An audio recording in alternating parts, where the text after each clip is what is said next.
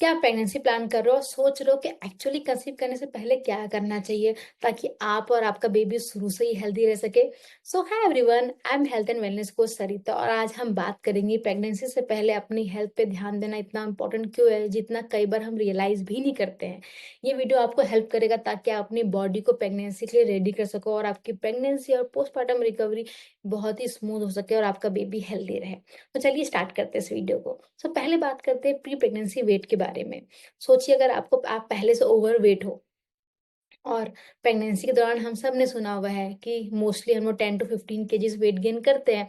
कई बार तो 20-25 plus KG से वेट गेन करते हैं, जो कि बहुत ही नॉर्मल है और बहुत सारे लोगों का गेन होता है। सोचिए अगर आप फॉर एग्जांपल आप पहले से 10-15 केजीज वेट आप ओवरवेट हो, उसके ऊपर आपने 15-20 केजीज और गेन कर लिया, तो आपका वेट कितना ज़्यादा बढ़ जाएगा और इतना ज़्यादा वेट बढ़ने की वजह से हमें गैस्ट्रेशन, डायबिटीज़, हाई बीपी ऐसे कॉम्प्लिकेशंस के रिस्क बहुत ज़्यादा बढ़ जाते हैं। कई बार हम लोग सोचते हैं कि हम प्रेग्नेंट होने के बाद ट्राई कोशिश कोशिश करते हैं कि अब वेट मेंटेन करते हैं, ज़्यादा बढ़ने नहीं देते हैं, ऐसे। पर सोच के देखिए, आज जब आप नॉर्मल स्टेट में आपके अंदर प्रेगनेंसी ऐसे हार्मोन्स अप्स एंड डाउन नहीं हो रहे हैं, तब अगर आप अपना वेट आप कम नहीं कर पा रहे हो, तो जब आपके बॉडी के अंदर एक बेबी होगा, तो आप अपना वेट लॉस कैसे करोगे? आप वेट मेंटेन कैसे करोगे? वेट मेंटेन करना भी डिफ़िकल्ट हो जाता है। अभी सबसे बेस्ट टाइम है अपना वेट लॉस करने का और आइडियल वेट पे आने का। अगर आप जानना चाहते हो कि आपका आइडियल वेट कितना होना चाहिए, उसके लिए मैं आने वाले सीरीज़ में दूसरा वीडियो बनाऊँगी सेपरेट, उसमें कवर करूँगी। चलिए बात करते हैं नेक्स्ट डायबिटीज़ के बारे में, ब्लड शुगर के बारे में। कई बार हमें लगता है कि नहीं मुझे तो डायबिटीज़ है ही नहीं, कभी डिटेक्ट नहीं हुआ, है ना? शायद आपको डायबिटीज़ नहीं होगा, पर आप में बी प्री डायबिटिक होगे, है ना? जब आप जिस भी रेंज में हो, प्री डायबिटीज़ अगर आपको पता नहीं है ना? तो एचबीएवएनसी एक टेस्ट होता है जिसके थ्रू हमें पता चलता है कि हम डायबिटिक में आते हैं, प्री डायबिटिक में आते हैं, डायबिटिक डायबिटिक में आते हैं, है ना? अगर आप डायबिटिक में भी नहीं हो, पर अगर आप प्री डायबिटिक हो, तो प्रेगनेंसी में हार्मोन्स के इतने अप्स एंड डाउन्स होते हैं बॉडी के अंदर कि अगर आप प्री डायबिटिक हो, तो आप डायबिटिक बन सकते हो। मेक श्योर कि आप अपनी प्रेगनेंसी प्लान करिए। उसके पहले अगर आप डायबिटिक हो तो नॉन डायबिटिक में मूव करिए, प्री डायबिटिक हो तो भी नॉन डायबिटिक में मूव करिए। आपका फास्टिंग ब्लड शुगर जो है वो आपका 70 टू 100 मिलीग्राम पर डेसिमेटल होना चाहिए और आपका एचबीएवएनसी 5.7 से नीचे होना चाहिए। बिकॉज़ अगर आपको प्रेगनेंसी के टाइम पे अगर आप डायबिटिक हो, तो बेबी के लिए सीरियस बर्थ डिफेक्ट के रिस्क बहुत ज़्यादा बढ़ जाते हैं। मैंने पर्सनली बहुत सारे लोगों को हेल्प किया उनके डायबिटीज़ को रिमिशन करने में। I can also help you to do this. चलिए अब बात करते हैं हाई ब्लड प्रेशर के बारे में। हाई ब्लड प्रेशर, अगर आपको हाई ब्लड प्रेशर है प्रेगनेंसी से पहले ही, तो प्रेगनेंसी के दौरान और भी बहुत सारे इशू क्रिएट हो सकते हैं, जैसे कि प्री क्लैम्पसिया। अपना बीपी रिवर्स रिमिशन करने के ऊपर वर्क करिए। मैंने बहुत सारे लोगों को हेल्प किया होगा बीपी रिमिशन करने में।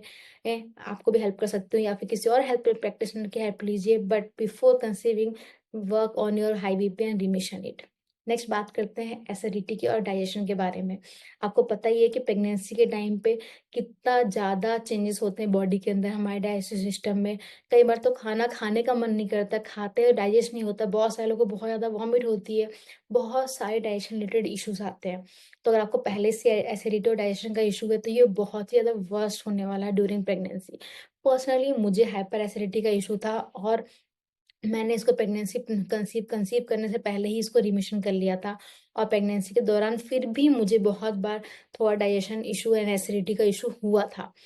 अगर आप डाइजेशन इशू के साथ प्रेगनेंसी प्लान करते हो तो और ज़्यादा कॉम्प्लिकेटेड होने वाला है। Work on this and fix your acidity and digestion issue. तो चलिए अब नेक्स्ट बात करते हैं कि हमें क्या-क्या ब्लड टेस्ट करने चाहिए before pregnancy so that we get to know about our health और हम उसको फिक्स कर सकें। पहला जो बहुत ज़्यादा important that is a haemoglobin.